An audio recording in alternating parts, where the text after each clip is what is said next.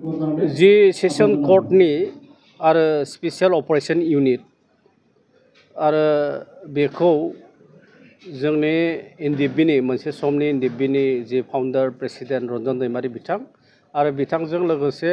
United Liberation Front of Assam जि दैदेनगिरि बिथांमोनखौबो सेसन कर्टआ मा होनना बुङो कुइट खालामदों जे बिथांमोना जेबो बेबायदि माने केस गैया आरो बिसेसकरि कुइट खालामनाय माने डिसमिस खालामबाय जिहेतु गासैबो दिनैनि थारिखआव मोनसे पिस प्रसेसआव फैदों आरो पिस प्रसेसआव फैखांनायनि उनाव मोनसे पलिटिकेल नेगोसिएशनबो गभर्नमेन्ट अफ इन्डियाजों खालामबाय गभर्नमेन्ट अफ आसामबो खालामबाय आरो बेनिखायनो आफादफोरखौबो डिसबेन्ड खालामनाय जाबाय दा बेखिनि समाव जे स्पेसियेल अपारेशन इउनिटनि जायफोरनोखि केस बिथांमोननि एगेन्स्टआव दंमोन आरो बेखौ स्पेसियेल सेसन कर्टआ जे कुइट खालामबाय आरो बेखौ जोङो बारग' एनडिएफबिनि जानानै जोङो वेलकाम खालामदों जोङो बरायदों आरो बिसेसकरि जि माने लिगेल प्रसेस गभर्नमेन्ट अफ इन्डियानि जि जुडिशियारि सिस्टेम आरो बिथांमोनखौबो धन्यबाद होदों आरो बिसेसकरि गभर्नमेन्टआव थानाय आरो बेफोर गासैबो आसलते जोंनि बिटिआरनि जि चिफ एक्जिकिउटिभ मेम्बार मानगोनां प्रमद बर' बिथांनि नाजानायाव जादों आरो बिसेसकरि जोंनि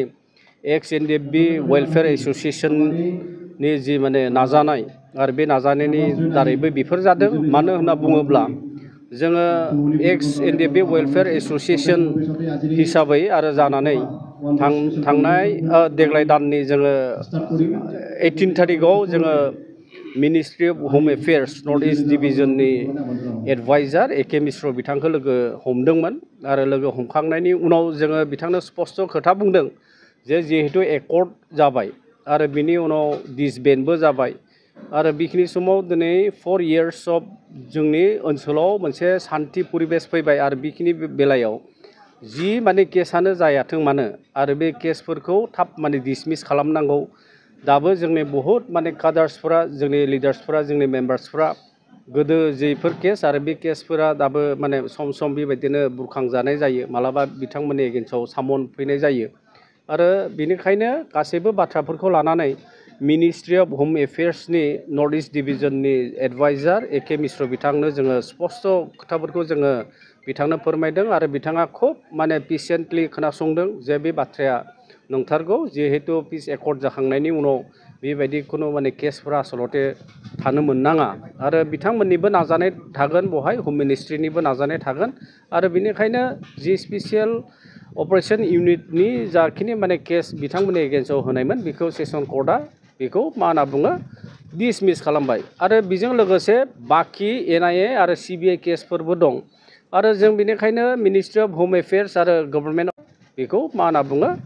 डिसमिस खालामबाय आरो बेजों लोगोसे बाखि एनआइए आरो सिबिआइ केसफोरबो दं आरो जों बेनिखायनो मिनिस्ट्रि अफ हम एफेयार्स आरो गभर्नमेन्ट अफ इन्डियानि हम मिनिस्टार बिथांखौ गांसे गोसोखां बिलाइनि दारै जोङो माने फोरमायनो नाजादों जे गासै जि केसानो थायाथों मानो जे एनडिएफबिनिफ्राय लानानै एक्स बिएलटिनिफ्राय लानानै एक्स बर' मा होनना बुङो भलन्टियार फर्सनिफ्राय लानानै जेथ' माने केस दं दिनैनि थारिखआव बेखौ once for all for the interest of पिसनि थाखाय जे मोनसे जेनेरेल एमनेस्टि होनांगौ बेबायदिबो जोङो दाबि दैखांदों मानो होनना बुङोब्ला जिहेतु जोंनि ओनसोलाव सान्थि फैबाय आरो बेनिखायनो केसफोर माबा बेफोर माने बाथ्राफ्रा बा जुडिशियारिनि जि सिस्टेम्सफोर बे सिस्टेम्सफोरखौ वान्स फर अल माने जेनेरेल एमनेस्टि होनायनि दारै बेखौ खनसे लागियावनो फोजोबस्रांनांगौ वान्स माने जेनेरेल एमनेस्टि होखांजोबखांनायनि उनाव आरो बहाय रन्जन दैमारि बिथाङा जिथुनाखि सिबिआइ केसनि दारै मोनसे लाइफ लं इमप्रिजनमेन्टनि जे मोनसे बार्डिक दं आरो बेफोरबो जोबगोन आरो बेजों लोगोसे एनआइनि केसनि दारै माखासे जोंनि सेंग्राफोर दं 2014 सनाव जाय बिथांमोनानोखि बहाय मा होनना बुङो नंगौब्लाबो नङाब्लाबो बिथांमोनखौ दाय होननानै माने जाबसिनना होनाय गासैबो बेफोर गिदिर गिदिर केस आरो खायफाफ्रा माने हें बेबायदिबो माने जाजमेन्ट मोनदों बेफोर गासैबो केसा जेब्ला जेनेरेल एमनेस्टि गभर्नमेन्ट अफ इन्डियानिफ्राय बेखौ जेब्ला फोसावगोन आरो होगोन आरो खनसे लागियावनो रन्जन दैमारि बिथांजों लोगोसे बाखि जाय बिथांमोना जेलाव दं आरो बिथांमोनाबो गनायनि मोनसे बेबस्था लागोन बेयो सिबिआइ केसा बिथांखौ लाइफ लं इमप्रिजनमेन्टनि जे 30 अक्ट'बर बम ब्लास्टनि केसाव बेबायदि मोनसे 2019आव बेयो मोनसे बार्डिक्ट फैदोंमोन आरो बेखौनो हाइकर्टआव मोनसे चेलेन्ज खालामफिनदोंमोन जे सिबिआइ कर्टनि जि जाजमेन्ट आरो सिबिआइ कर्टनि जाजमेन्टआ बे गोरोन्थि जादों आरो बेनिखायनो बेखौ जिहेतु पिस प्रसेसआव दङमोन बेखिनि समाव मोनसे पलिटिकेल नेगसिएसनाव दंमोन आरो बेनिखायनो जि एकर्डबो जाबाय आरो एकर्ड जाखांनायनि उनाव जि जाजमेन्टमोन बे एसे मा होनना बुङो बायासफोर बायदि जादों आरो बेनिखायनो चेलेन्ज खालामदोंमोन गुवाहाटी माने अनारेबल हाइकर्टआव खिन्थु बहायबो एखे जाजमेन्टआनो फैदों जे माने बियो इनटेक्ट जाना थाफिनदों जि जाजमेन्ट दायो जों खोनानो मोन्दों सुप्रिम कर्टआव आरोबाव माने मा होनना बुङो मोनसे चेलेन्ज खालामबावदों आरो बावैनो मोनसे हियारिं जानो थांगासिनो दं जे बिथाङा माने एन्ट्रिम बेल मोननाय आरो मोनैनि बेलायाव दा जोंनि खोथाया जाहैबाय मा लिगेल प्रसेसफोरा माला जोबगोन आरो माला माने फोजोबजानाय जागोन दा बेनिखायनो वान्स फर अल फोजोबस्रांनायनि नामाव जोङो एक्स एनडिएफबि वेलफेयार एस'सिएसन आरो आंबो सासे माने एनडिएफबिनि